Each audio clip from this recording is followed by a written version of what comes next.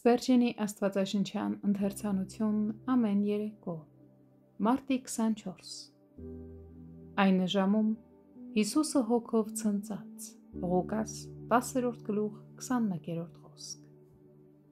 Մեր փրկիչը վշտերի և ցավերի մարդ էր, սակայն յուրաքանչյուր մեկը, որ խորաթափանց միտք ունի,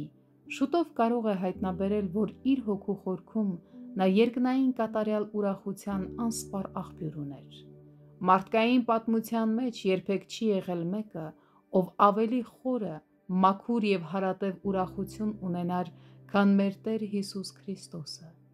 Նա օծված էր ուրախության յուղով ավելի, քան իր ընկերները։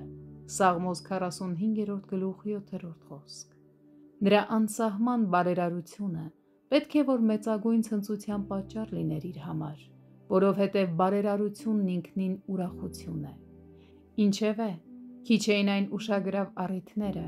երբ այս ուրախությունը հայտնի է դրսևորվել։ Այն ժամում Հիսուսը հոգով ցնծաց և ասաց. «Գոհանում եմ քեզանից, Հայր, Տեր երկնքի և երկրի»։ Ղուկաս 10:21 խոսք։ Քրիստոսն իր երգերն ուներ, թեև նրա համար գիշեր էր, թեև նրա տեքստը խաթարված էր, իսկ կերպարանքը կորցրել էր իր երկրավոր վայելչության շուքը, այնուամենայնիվ,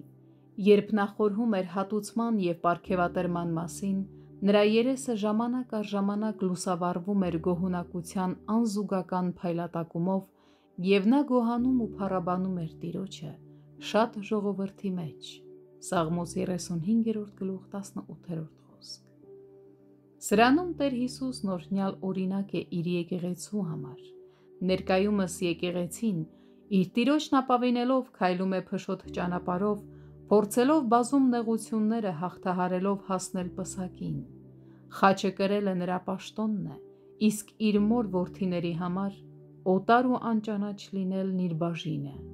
Եվ այդուհանդերձ, եկեղեցին ուրախության խորը աղբյուր ունի, որից ոչ ոք չի կարող խմել, բացի իր զավակներից։ Երուսաղեմում ցորենի, գինու և յուղի առատ պաշարներ կան, որոնցով հավերժ պահպանվում և սնվում են Աստծո սրբերը։ Երբեմն էլ, ինչպես Փրկչի դեպքում էր, մենք բուռն ցնծության պահեր ենք ապրում։ Գետն իր առուներով ուրախացնում է մեր Աստծո քաղաքը։ Սաղմոս 46:4 խոսք։ Թեև մենք կարող ենք աքսորված լինել, սակայն ցնծում ենք մեր Թագավորով։ Այո,